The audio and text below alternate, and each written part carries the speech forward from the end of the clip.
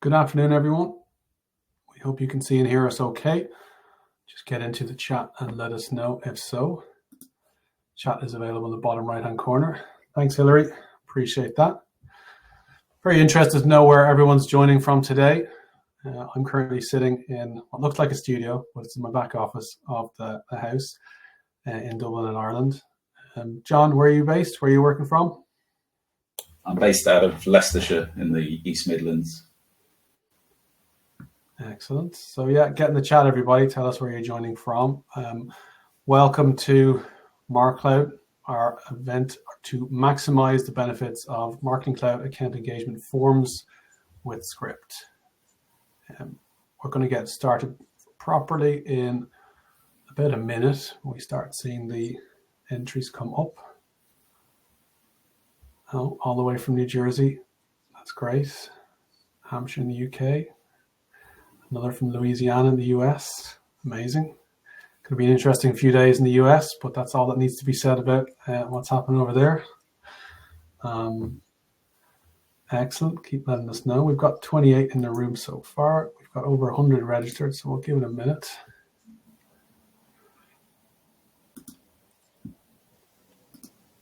And we will have some polls to publish throughout the webinar, just some questions we'll be interested in asking and hopefully can form part of the conversation and even tailor some of the content towards the answers. But just double check on the bottom right hand side. I think the polls may even pop up on the screen for you, but do contribute when those come in. And we're very interested in discussing and hearing your answers. I think we're about ready, John, and we can probably crack on with the content from here. Perfect. Thank you, Owen, and a warm, spooky welcome to our Halloween special. You'll see from the slides we've got a nice theme for Halloween. We'll be looking at, as Owen said, we'll be looking at MCAE forms and how to maximize these and get most benefit using script where appropriate and making the most of the out-of-the-box functionality that's available.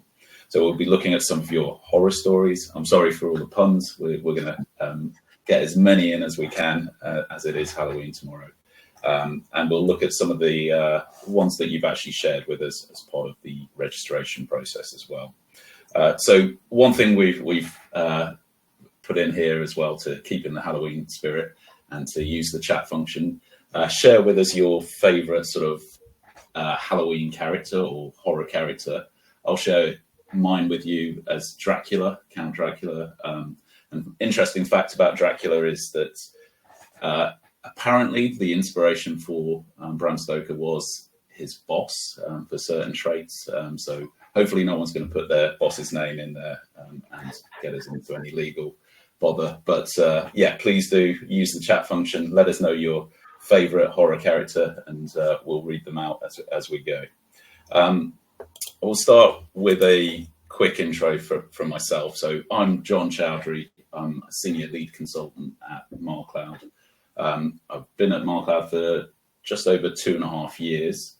I come from a digital marketing background with 20 plus years of experience from a range of different organizations, including education, charity, some B2C, but my last role was B2B in a maritime organization where I spent 10 years as a digital marketing manager and also product owner. As it says here, I joined MarCloud way back in 2022, so it seems like a long time ago. During this webinar, the agenda is as follows. We'll be talking through MCAE forms and form handlers, the sort of two options you get with Marketing Cloud account engagement. And I must apologize if I refer back to Pardot. It's only because I've been working in the space for a while, and it's a lot easier to say than Marketing Cloud. We all do. MCAE or Marketing Cloud account engagement doesn't roll off the tongue so easily. But we'll be looking at the benefits specifically at the of the MCAE forms, looking at completion actions and that change that happened summer 2022, where we had conditional completion actions, and the bits that gave us in terms of functionality, the positive sort of functions that were added to the system back in 2022. And then we'll get into the real interesting part, whereby we know that the out-the-box functionality sometimes doesn't meet all the complex needs, and we'll use scripts to enhance functionality. So we'll do that through use cases and go through some examples, of how we'll do that. And then we'll finally go into a Q&A. So there is the questions function on the webinar, so please feel free to add in there. Owen's looking at that as we go through, so if there's some contextual sort of questions during the presentation and during the webinar, we'll add them in at the time and try and answer some of those.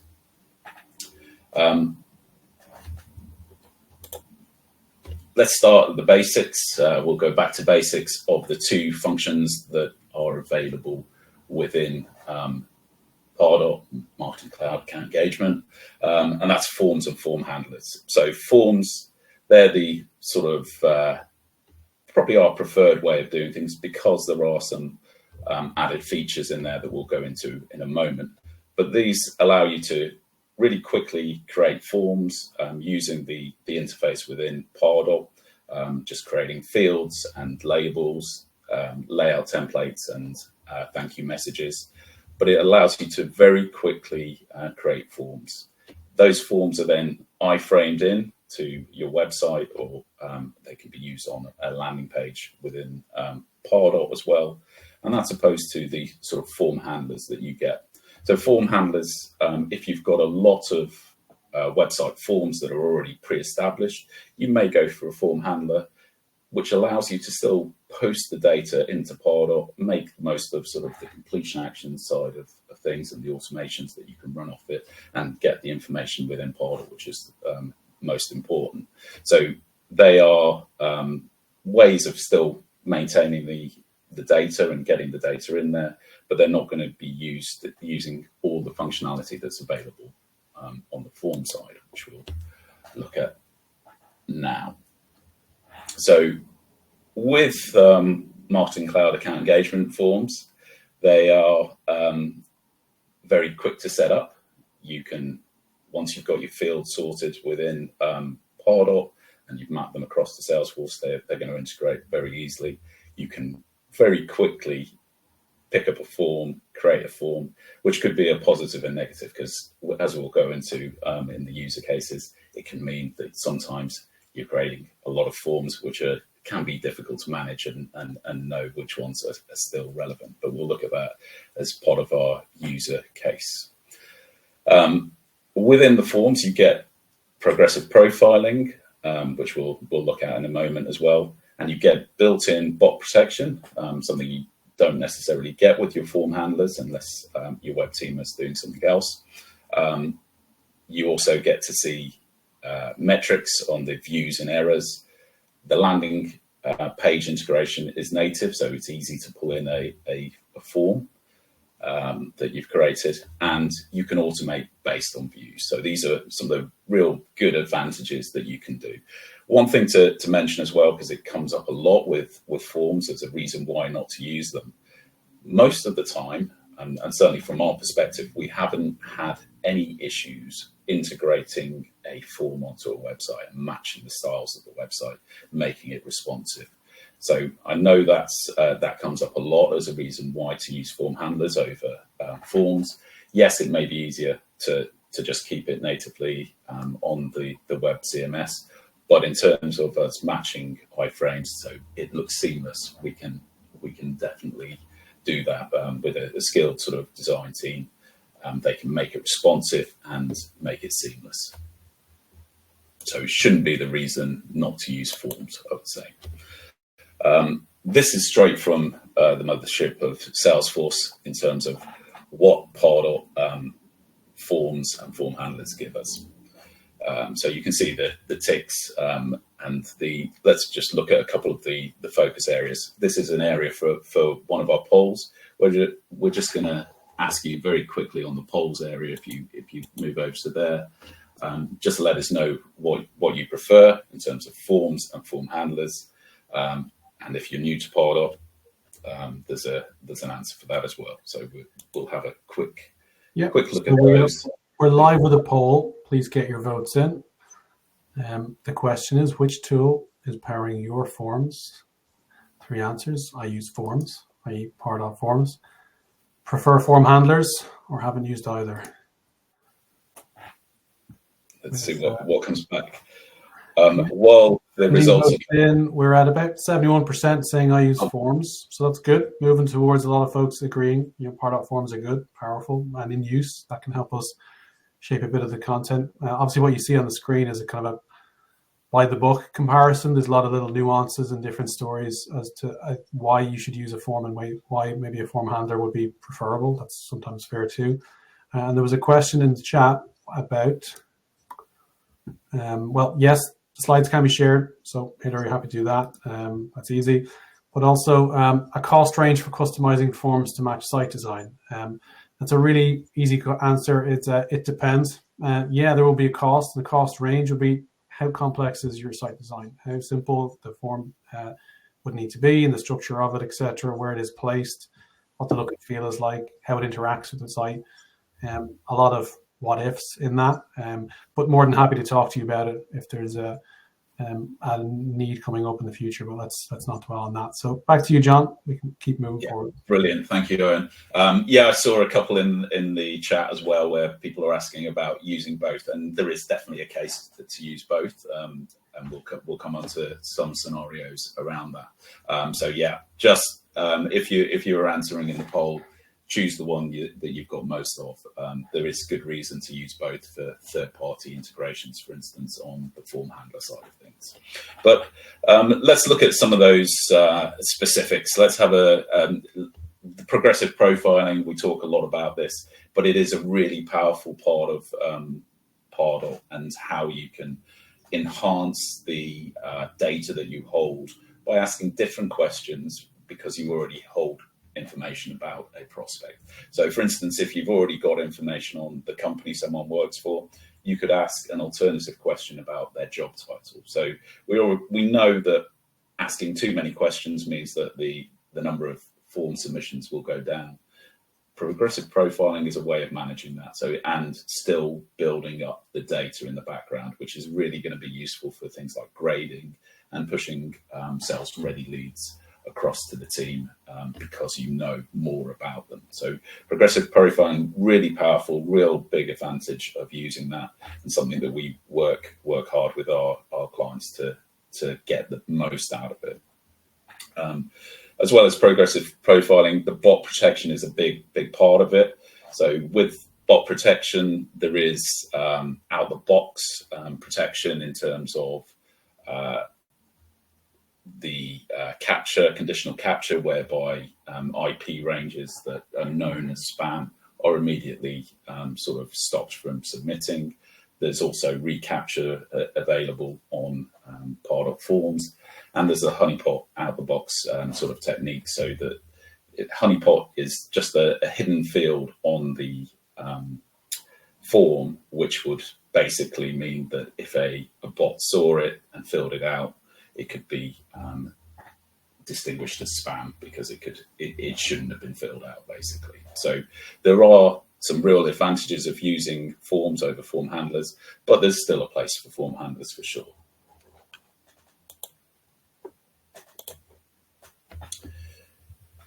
So we know that both forms and form handlers have or utilize the automation of completion actions, and had done since the beginning of Pardot.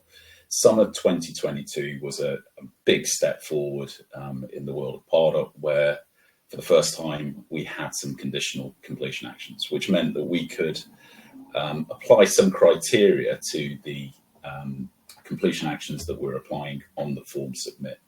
So it could be something like, as the example here, if you can see that, if it was on assignment status, if they're not assigned, you could push them through to another team to be notified or to be looking at as a result of it.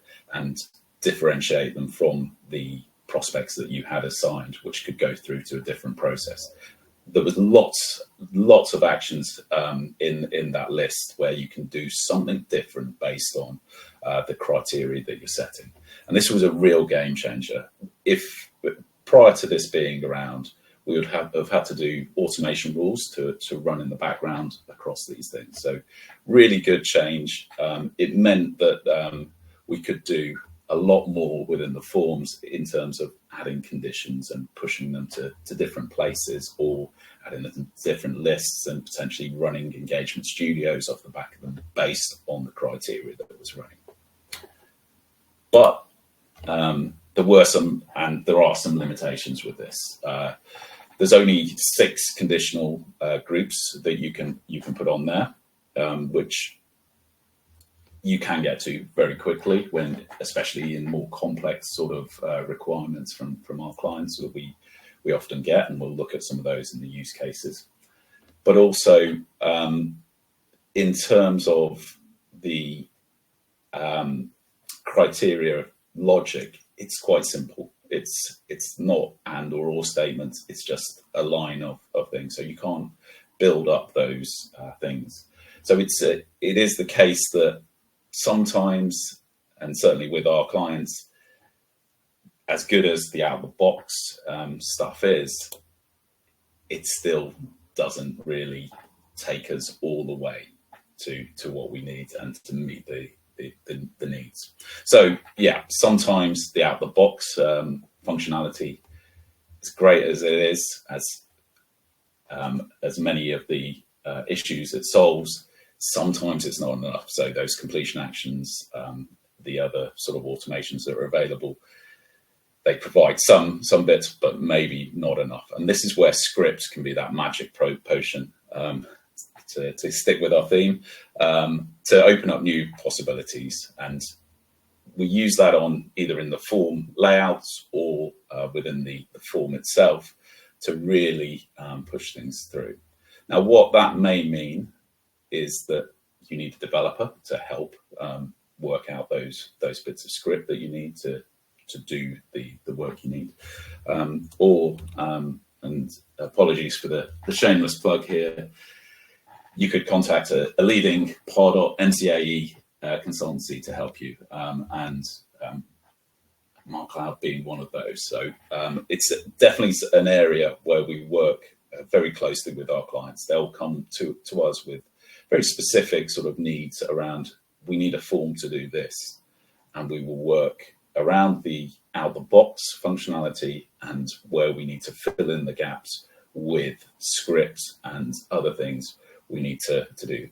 If you're lucky enough to have a dev team on hand, they can pick up some of these things. But again, this is something we would do a lot with our clients and really optimize what we can get out of those forms. So it's time for another poll. We're going to look at a use case around spam, because this is an issue that comes up quite a lot. So despite the spam protection and the bot protection that is built into forms, we still experience from time to time with clients where reCAPTCHA and Honeypot still have, despite those functionalities, the forms still have spam entries come through. And sometimes with this spam, it's quite hard to identify it as spam, and you have to sort of do analysis of it to work out, okay, is there any patterns in the submissions? Is there anything that we can utilize to see it as spam? So the poll is really about this. Despite all of the spam protection, do you guys still experience issues with spam? And then we'll look at this particular use case where we've done some clever sort of front end scripts to try and stop it at entry points, and then also some criteria based things to further analyze it and put a barrier up between marketing and sales, so that any of these suspected spam submissions can be analysed before they hit sales, and credibility can be lost when sales receive a spam sort of entry on those forms. Might be good just to call out the poll again. We've got a good few answers through already. But the question is, how many active forms are you managing right now? The leading answer is somewhere between 20 and 50. So it's moving a little bit now. I'll hold my breath. So we're about 30-30 split almost between less than 10, which I think is quite good, 50 plus, which is... Hey, Owen, I think the order of the polls may have got mixed up there. There should be a spam one, which probably is the... Fair. Yeah, we will publish now anyway. We'll get all the answers out. The easier question to answer while we're all looking at it as well is, have your forms form handlers suffer from spam submissions? I'm going to answer and say yes, we do. Even we would get some. But however, we've got another poll rolling too, which is around the active forms. So when you're there, get all the answers in. We'll just make sure we cover it contextually when we get to that part of the presentation. But so far, we're about 50-50 between yes and no here, John. So right. Definitely some pain being felt around spam submissions. Maybe people are getting sold Salesforce users as a list, or Dreamforce attendees like I am all the time. But yeah, we've got about 50-50 split still. And that's probably true of our own clients. So not all of our clients would actually suffer from it. What we find is when they do, it happens, and they get a few through. I think there's a question from Hillary around how we would define spam. Yes, I would agree with you. Fake clicks could be seen as spam. Bad submissions, absolutely. What we've found, and we'll talk around it with our client case study, was it wasn't necessarily strings of random characters. It was actual words, company names, and even email address strings that were brought through. So we'll have a look at an example of that. We'll actually show you on our dev environment how we've tackled that and the success that sort of brought. So this is the use case. Again, despite all those honeypot, recapture, all of these things were in place with these forms, there was an indication that there was still spam submissions. So that was identified on analysis that it was the same company name coming through, and each time it was sometimes the email domain. There was an example, and even in the email itself, there was an email string, and I mean, they were very helpful because they actually wrote fake email on their email address to help us identify that. And then further to that, there was also during the analysis with the client, the time of submission was always between certain very early, sort of in the morning. So between 1 and 4 a.m. in the morning, they were getting these submissions through. That meant that we could look at that as a potential sort of marker for our analysis of spam. With the time of submission, obviously, it wasn't enough for us to say this is definitely spam. So rather than stop that from being entered into the system, we used the hidden field, which was basically called check for spam, where we would, through script, analyze the time of submission based on the client time zone, and we would put a marker in there, which meant that we could run automations off the back of it, use conditional completions. In this case, we actually used the Engagement Studio to identify possible spam, and then it would go through a further sort of check before going on to the sales team. So just as way of example, I'm just going to nip over to the dev environment. We're just going to show you how this sort of front end script that we've added to the site could help. So I've got an example fake company of Duff Beer. If I put that in it's not going to let me submit. We put a validation on that to stop it from going through.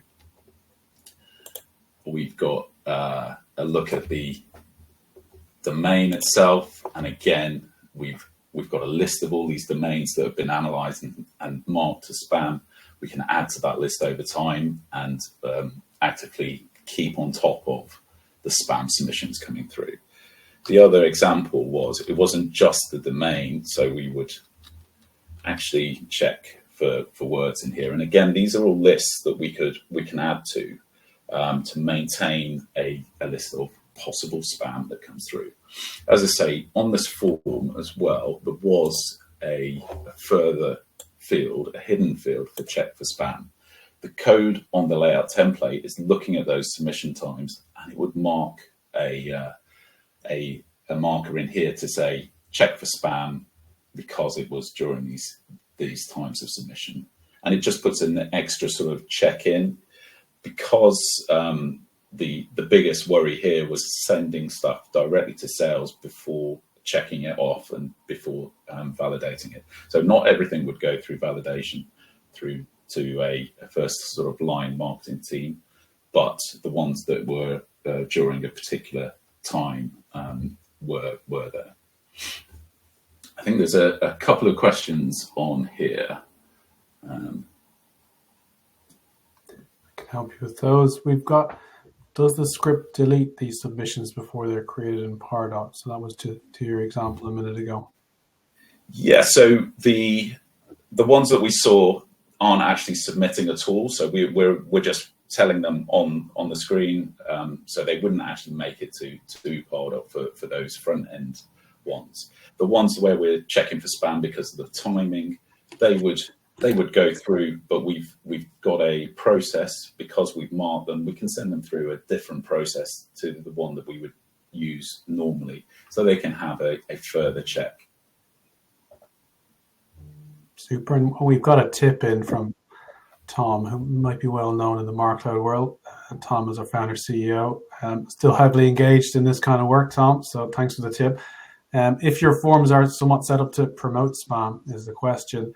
An example being if you have too many fields. So you kind of prompt people who are filling in good quality data in field 1 and field 2 to get a bit fed up and just crunch the keyboard to try and get the form completion to get to the asset they're looking for. In which case you can be creating a problem for yourself, which is easily solved by using conditional fields or progressive profiling. The next time that person may come back to get the next asset, the next valuable piece of content from you. Is just to avoid setting yourself up as part of a kind of meta process to get bad data in. Is just look at the little tactical steps sometimes as well. It's not always that there needs to be a technical solution. It can sometimes be more about the process. Absolutely. That's a really good tip and a really good use of progressive profiling as well, and how it can be used to avoid getting too much of the fake data through all at once. So use case 2 is now on the screen, where with our forms we've had these scenarios where quite often the client, because of the ease of creating forms, you can create loads of forms. Now, what's important in this is our usual sort of clean house sort of message around Pardot. You've got to make sure your naming convention is in order, so you know exactly which forms are active, especially if you're putting them and iframing them onto your website, because you may not know just by looking at them in Pardot whether you have an iframe on the website for them. So keeping naming conventions, making sure you're on top of the active ones and archiving old ones is really important for forms. But there is ways we can look at to consolidate and sort of reduce the number of forms you have. So this was the question, I think, Owen, we put in the poll, I think you mentioned earlier, where we're just looking at the sheer volume of forms out there. So it'd be interesting to see some of those results and how many the audience have there. For that, so far, again, we're about at 30, 30, 30. split almost, and then 20, but less than 10 is the top answer, or shared top position with 50 plus. So quite a gap in the audience between those two. 50 plus is a lot, and therefore a lot to handle. Less than 10 might be very nice and tight. You got multiple uses for forms, or it's just more focus on data acquisition. Then we've got 20 to 50 down to 23%, 10 to 20 down to 18. So yeah, quite a split in the audience between those using a lot and those using a few. And yeah, and that can be down to the type of orgs that you're working on, especially. But for those of you who have lots, if you ever have to edit or add a new field or so to them, this may sound very familiar. It takes ages to go in there and have to update them all. So what we tend to look at from a consultancy point of view is looking at those in terms of top level categories. So usually they fall into one of these sort of categories: the sign up, the webinar, the download, the contact us, the event form, maybe demo request. So we could look at the similarities between them. Is there any differences? And is there a way that we can consolidate them? So one of these forms that is often at the top of it is the download form, because traditionally you probably would have used a different download form for every bit of collateral you've got, which can result in lots and lots of forms depending on how your content strategy is. But with this solution, we can use hidden fields and query those hidden fields within the iframe. So as this example is, so we've got hidden fields for download name, download URL, and we can pass those bits of information and fill them in as part of the submission, and then do something off the back of it, give them a link to download the appropriate download on the thank you page, send them an email with those bits in using merge fields. We can take this a bit further with script. So we have a lot of clients who use some of the big sort of web content management systems in terms of WordPress, Drupal, Optimizely, Sitecore, and we can create, or working with the web team, we can create ways of adding iframes to your website much easier. So you'd have a block for your form where you would add your iframe, and for a download form, you'd have two fields within that block on your website content management system for the name and the URL, those hidden fields. And then through script, we can make sure that those bits of data get pushed in. So managing that becomes much easier from a sort of novice user point of view, and they're familiar with doing things on their website content management system. So it's easier for them to and the team to update those as they go. They don't have to worry about getting these scripts or queries on the end of these URLs absolutely correct. And we can enhance that further with UTMs and hidden fields for UTMs. But let me just show you this in action again on our SEO org of how these hidden fields. So this is a download form for the slides for this presentation, for instance. And you'll see that the query's on here. If we were using a website content management system to pass these through, this would be done through script, and we would just take those details. And as you hit download, you're going to get, this is the merge field for the title, the download name, and then there's the download URL here. If I click on this, it's going to download the PDF of the slides.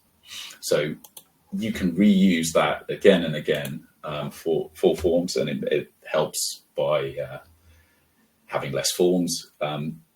Through other automations, you can still make the most of things that you may lose out on having separate completion actions for each download, but there would be other ways in which you could do that and consolidate it. So you're weighing up some of the loss of granularity, but the ease of management of forms going forward.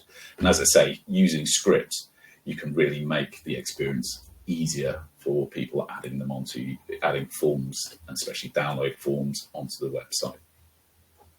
I'm going to run an impromptu poll here and just ask if anyone who is in that cohort of 50 plus forms could see a use case for something like that simple script to cut down the number of forms or just increase the utility of a small number of high performing forms. In some cases, that's what optimization is going to be. Drop your ideas into the chat or questions. Let us know. Perfect. Thank you, Owen. Further to that, and these are real use cases as well. So taking that download further, we were asked to limit the number of downloads for a client. And this would mean that if someone was to download more than 3, they would be pushed over to a different CTA. So that could be to watch a product demo, to speak to sales, to go on a free trial, but it would be a push to something else, and they wouldn't be given the download at that point. It would try and drive a different behavior. And this really combined the most of what we can get out of the out-the-box functionality within Pardot, within MCAE, but also harnessing what we could do with script. So it was using conditional completion actions based on the number of downloads. We were using the increment field as a completion action. So every time someone downloaded, we would increase it by 1, and we were maintaining a number there so we could do stuff off it. Using dynamic content within the emails we were sending to the prospects. So again, we could change the messaging to the appropriate messaging based on how many downloads they had. So if they were over 3, we would be pushing them to have a free trial. If they were within the limits, they would get their link to the download. We also use script because the messaging on the actual thank you message still had to be appropriate. Because the increment would happen afterwards, we had to use script to make sure that it was on the fly, knowing how many downloads there were. So it was really a thing to push things off. Jen, I think you've made a really good point there to say not to limit the number of downloads. I think you're probably absolutely right. I prefer the, hey, we got people really engaged. This is a really fantastic thing, allowing things to go there. Yeah, I agree. Putting them onto an engagement studio is probably a better way to go. I can understand from the client point of view, because they were content heavy sort of organization, I suppose there's a feel of giving everything away for free.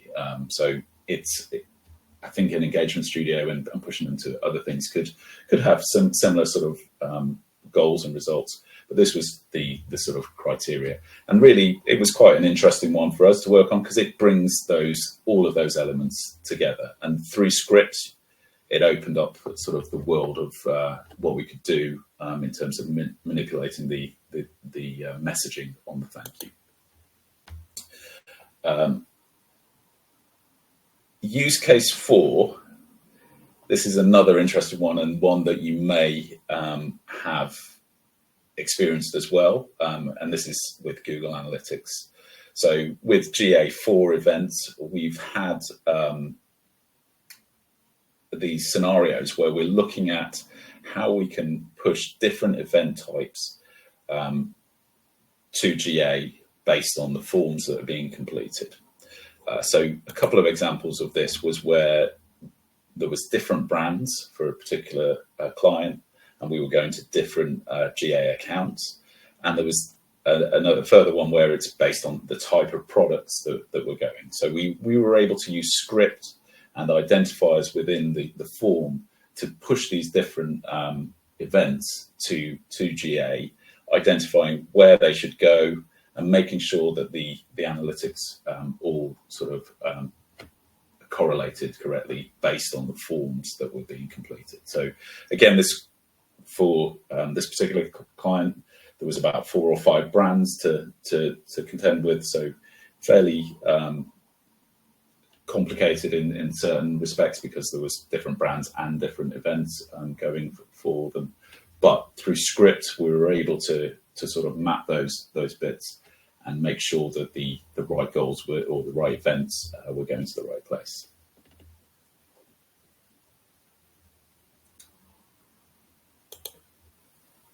And then if we look at use case 5, this is probably looking at the more complex side of the forms that we get.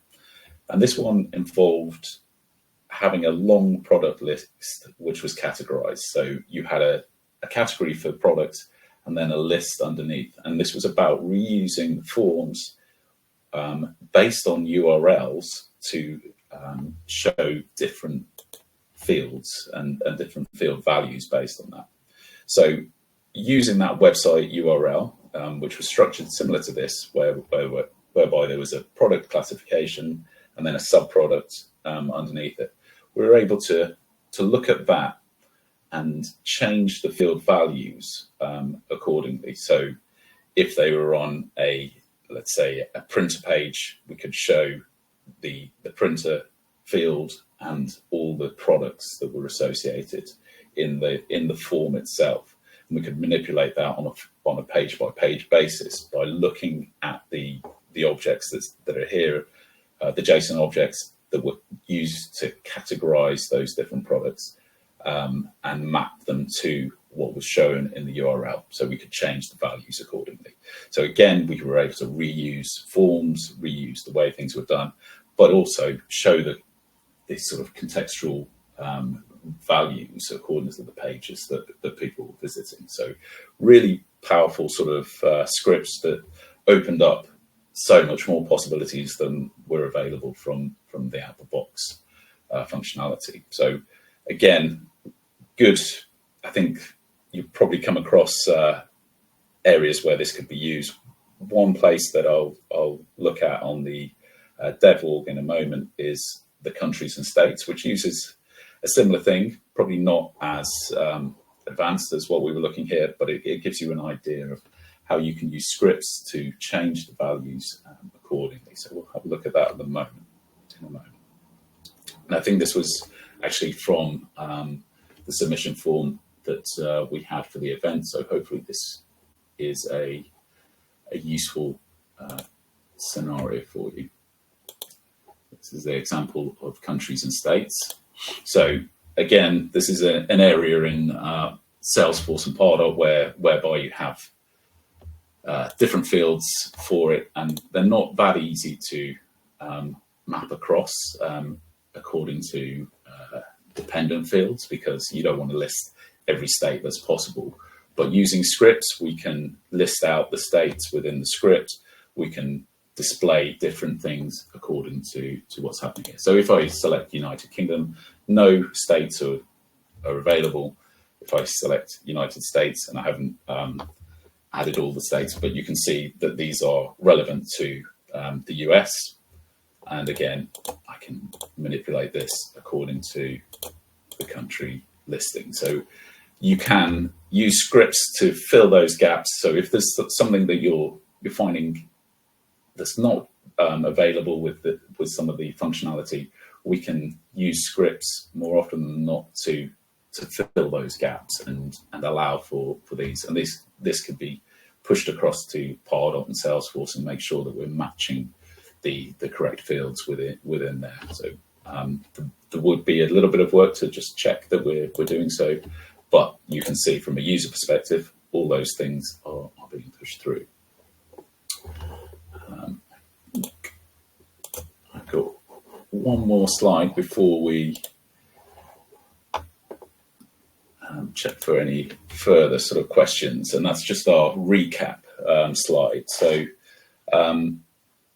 what I would say is, if there's anyone on the call or on the webinar that's new to MCAE, there is still a balance of what works best for you in terms of form handlers and forms, and that's the consideration of how much work's involved, whether you need progressive profiling, whether there's other areas in terms of the bot protection that you feel you need because you don't have that capability within the web team. So there's definitely still a way up of those. There is times where form handlers are still required. So one use case for us would be something like a third-party form, say a LinkedIn form, whereby we would, through Zapier, connect that to a form handler, so we can still utilize conditional completions and completion actions and do automation off the back of it. So form handlers definitely still have their place. And if you've got another example would be if you had an extranet, potentially the registration form, you wouldn't want to recreate that as a part-of form. You would use a form handler if you wanted that data to go across the part-of. So it's definitely still spaces for form handlers, even if your main focus would be forms. And as I say, it shouldn't be the styling that lets you down on the form side, because we've certainly found we can match and integrate most of our forms with our clients onto their websites, that so much so you wouldn't know that they were iframed in. They're also responsive and would move with the site as well. What we would urge you to do is review those forms, keep on top of them, make sure you've got a good naming convention, you know which ones are active, you know which ones you can archive, because it's going to save you a lot of time. If you ever need to make changes on there, you can only you can focus your attention on the ones that are active. Consider conditional completion actions, although they've been around for a couple of years, still really powerful, really useful for doing things. We would still, push for the out-of-the-box things first. So any of the out-of-the-box functionality, we would go to first before we jump into scripts. But if scripts, if all the out-of-the-box stuff has been exhausted and you've still got a need, that's where scripts could come in. And again, liaising with a consultancy or a dev team can help bring those things together and make sure that you can do the stuff you need to on your forms.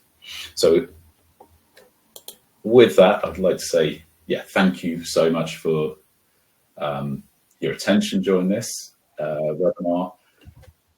Is there any further sort of questions? There was a question, just to bring you back to start us off, I suppose, around, I think it was use case 4.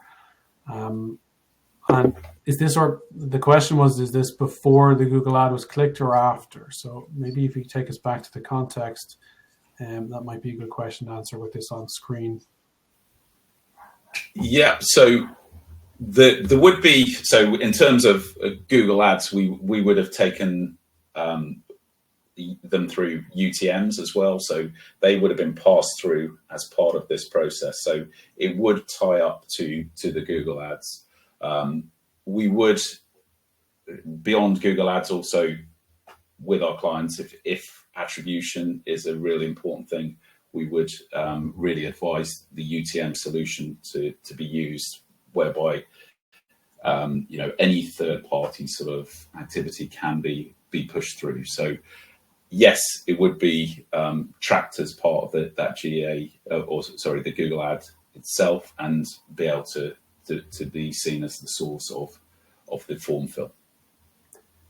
A question I have, which is really interesting in our lane, is around phone number validation. Can scripts be used to augment or improve that experience? Thinking of salespeople want to hit click on a button and dial a number. They don't want to have to worry about the sort, the format, etc. Can scripts help there? Yeah, absolutely. So we've worked with clients whereby, for instance, global clients where they have the code, we can integrate with other third parties to make sure that that's correct. And then we can use validation to make sure that it's in the right format. So that may mean that we try and push it into the right format. If there's too many digits, that may be a bit difficult, so we would give an error message. I think that there is a way up with phone validation, is you don't want to make it so erroneous that someone is getting an error message because they put it in the wrong format. So we would look to try and manipulate the format to be correct. Failing that, we've just got to make sure that we're asking and being as descriptive as we can to suggest the format as well, because what we've found sometimes with certain clients, especially because the validations they've got further down the line in Salesforce, matching those on the front end can be a bit of an issue with the clients filling them in. But absolutely, you can do that with scripts. As I say, sometimes we may lean on another third party to make sure we're getting those country codes exactly right as well. There's a fairly consistent theme in kind of data acquisition here, that the tension between the quantity of data you're able to capture and then the fidelity or quality of it. And you kind of have to dance a fine line and ideally make the user experience as good as possible. So it feels easy to give you information to get what is at the end of that, whether it's a meeting booked, a follow-up phone call, or the piece of content. It's using things like scripts to just make the customer experience easier is one of the best ways to get around that. It's not just about the data acquisition side, which is technically great. It's really making sure the customers feel it's easy to give you info. And like that, you're not hitting error, can't submit, error, can't submit. If we can guide people through the process, we get more data, we get more actionable insights, we get more potential value from the customer, and for them, they have a nice reflection on the experience with getting the content from our brand or from getting to register for the webinar. It all goes hand in hand, I think. Yeah, absolutely. UX is definitely a bit that these scripts can help with. So fully concur, Owen. One last question. Is there a way to record the page on, let me read this. Is there a way to record the page on the website that the form is submitted on? So, I mean, I think it's to track back to source. How would you do that if you would do it? Yeah, that's correct. So in our UTM solutions, what we would do is have a hidden field for the submitted URL, and as part of the submission, we would make sure that the script is pushing that to that field. So we would be able to capture exactly where the form was filled out and be able to use that. Excellent. I think we're just on time. Folks, we'll leave it there. Thanks a million for your time and attention. We've hoped you've enjoyed the presentation. We will follow up with the slides, and anyone who's been here, you can gain access to the recording if you so choose. Just give us a follow-up email, check in with the team who invited you along, and we'll make sure you get access to that. But otherwise, have a great day. Happy Halloween. Happy Halloween, everyone.